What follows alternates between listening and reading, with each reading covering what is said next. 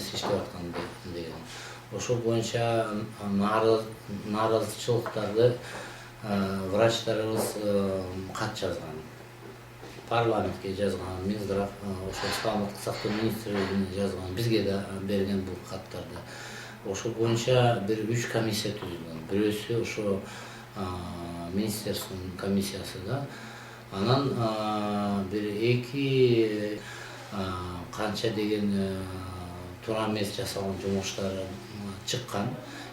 Ошо комиссиянын чечими негизи Кулбатыров жумуштан бошотулсун деген чечим болгон да. Бирок андан кийин биз ошо кандай болот экен деп күтүп атканбыз. Анан бир кыймыл башталды да. Представление ошо Кулбатыров боюнча мэрияга кетти деп. Анан Кулбатыров күнү түнү ошо Минздрав жакта жүрдү. Анан бир күнү ошо комиссиянын мүчөлөрүн, ошо комиссиянын ичинде биздин коомдук кеңештин мүчөлөрү бар болчу. Ошол жака комиссияга кирчи кайта чакырып атат да. Бул Кулбатыров бир кат жиберди.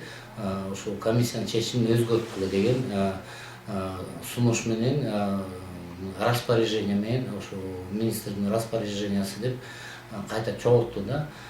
Биздин ошо коомдук кеңештин мүчөлөрү биз каршы болдук.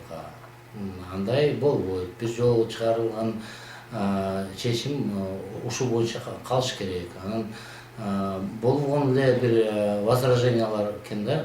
Түшүнүктүү да. Эмне себептен ушундай болуп атат? Эмне себептен Батыралиев ушул комиссиянын мүчөлөрүнө айтып атат кайта карап бергиле деген. Же Кулбатыровду калтырам деп атабы, же мындай жумшартам деп ошо комиссиянын чечимдерин. Бирок биз сездик ушул мындай давление болуп атат да. Мейли процесс болсун, биз ошол жактан көрөбүз эмне кандай чыгат. Батыралиев жумушка келгенге чейин эле бул медицина тармагы деңгээли ушунчалык төмөн беле, же болбосо Батыралиев министр болуп келгенден кийин абал ушундай болуп калдыбы? Негизи медициналык жагы көп жылдан бери оор эле болуп аткан. Батыралиев келгенден кийин мен ойлойм, ушунча мындай чырлар, мындай мурун жок болчу эле. Биздин медиктер иштей эле, соттошуп эле, чырлашып эле бирдемке эле болуп жүрүшөт. Анын мунун атын реформа деп коюп атат азыркы министр. Ошо реформа жагын мен көрбөй жатам. Кайсы жагы реформа болуп атат? Реформа деген бир пландаштырылган, бир жол менен баскан иш болуш керек да. Бирок мына айтып атат, же дары-дармек жакты оңдоп атам деп. Жанакы департамент боюнча бул маселени депутаттар көтөргөн. Жанакы Момбеков, Эльвира Сурабалдиева, ушулар бир 4-5 айдан бери комиссия түзүп атып, текшерип атып, ушул результатка келди да. Министр муну тич эмес эле. 10 чакты кат келди. 10 чакты киши келди. Ош жактан, Чүй жактан, Бишкектен соттошуп атышат. Курортология боюнча келип атышат. Жанакы область боюнча ЦСМдер. Мындай мынча нааразычылык жок болчу эле. Былтыр мына биз ошо дары-дармек сатып алган боюнча эмелерди көрсөттүк да, бир изилдөө өткөргөнбүз. Ошол боюнча карадык, бир 400-500% кымбат алып атышат да дарыларды. Ошондо биз айтканбыз, бул материалды быйыл биз жанакы прокуратурага, тияка бияка бербейбиз. Бирок силер байкап карагыла. Биз мына электронный портал деген бар, ошол жактан азыр баарын көрүп атабыз. Эгер баалар өйдө болсо, туура эмес дарылар алынган болсо, анда силердин ишиңерди ушул жылы биз прокуратурага, милицияга беребиз дегенбиз да. Ошентип акырындык менен буларды туура жолго чыгаш керек да. Ошондо нерсе байкалдыбы? Бир дарылар туура эмес берип кымбат сатуу негизи. Мына биз эми бул жылдыкы баштала элек да алып аткан дарыларды. Ана мына Минздрав азыр гемодиализ боюнча тендерлерди өткөрүп атат. Ал жактан деле бир азыр сунуш киргизип атабыз. Бир бир расходный материал деп коет, ошолордун бааларын карасак тендерде өйдө болуп атат да кайта эле. Чогулуп алып айтып атабыз, башка жолду. Эми азырынча макул болуп атышат. Анан акыры эмне чыгат көрөбүз да. Ал бир лотко бир 10-15 дарыны жазып коет экен, расходный материал. Анын бирөөсүн бир эле алып келет, толугу менен бир да фирма көтөрө албайт. Болгон эле бир эле компания бар да, ошолор үчүн атайын жазалап атат да. Ошон үчүн биз буларды бөлүп өзүнчө ар бирөөнү тендерге коюлуп, бааларын түшүргүлө дедик. Батыралиев BBC'ге берген маегинде айтыптыр да, мени органдарды сатуу боюнча законду кабыл алды деп күнөөлөп жатышат депчи. Эгер биз ушул законду кабыл алсак, балким биздин трансплантация боюнча негизи эми бул боюнча мыйзам керек. Бирок муну биринчиден биздин элибизде каражат жок да. Анан өздөрү жасатып башташат.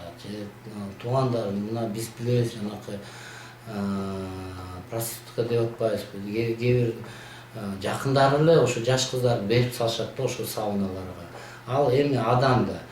Негизи бул черный рынок деп коет. Эгер ушундай башталса, элдер өз почкаларын, бөйрөктөрүн сатабы же бирөөнүн бөйрөктөрүн сатабы, биз кайдан билебиз? Ошол жагын мыйзамдарын жакшылап карап, андан кийин кабыл алыш керек да бул мыйзамдарды. Анан биз ошол деңгээлге келдикпи же келген жокпу? Эгер мына кредит болсо, карыз болсо, анан жанакы черный деп коебуз, криминал сыгып баштаса да, тиги карызыбызды бер деген. Бул ушул маалда адам эмне кылат? Барып бөйрөгүн сатат да. Бул мыйзам боюнча болуш керек да.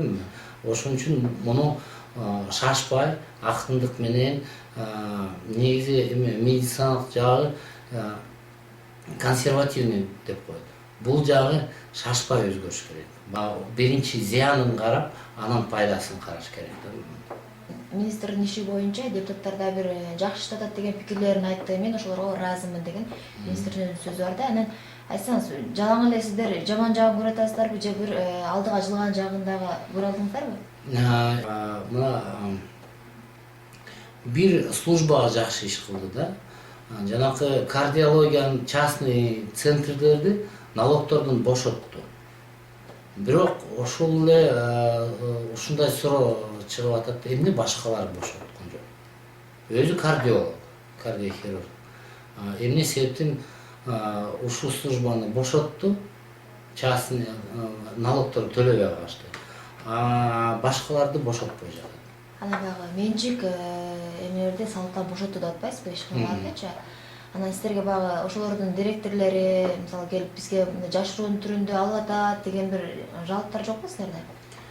Эми жалоптар андай боюнча жалоптар толтура. Бул боюнча фактылар жок. Мындай эч ким расписка жазып бербейт да. Мен взятка бердим, взятка алдым деген боюнча. Ошол себептен биз муну мындай айта албайбыз да. Фактпы же факт эмеспи, бирок көп сөздөр болуп атат. Элдин арасында биз тыкан элбиз, бири-бирибизди тааныйбыз, бат эле тууган кошуналар чыгып калат, көп сөздөр болуп атат. Бул сөз чыкпаш үчүн мен министрге айткам. Эми болуптур, силер кишилерди жумуштан алып атасыңар. Бирок ошо ордуна кое турган кишилерди мунун конкурс менен алынчы да жумушка. Ошол конкурсту жок болуп кылып салган. Анан өзү жалгыз алып атат да жумушка. Биз билбейбиз кандай жол менен алат.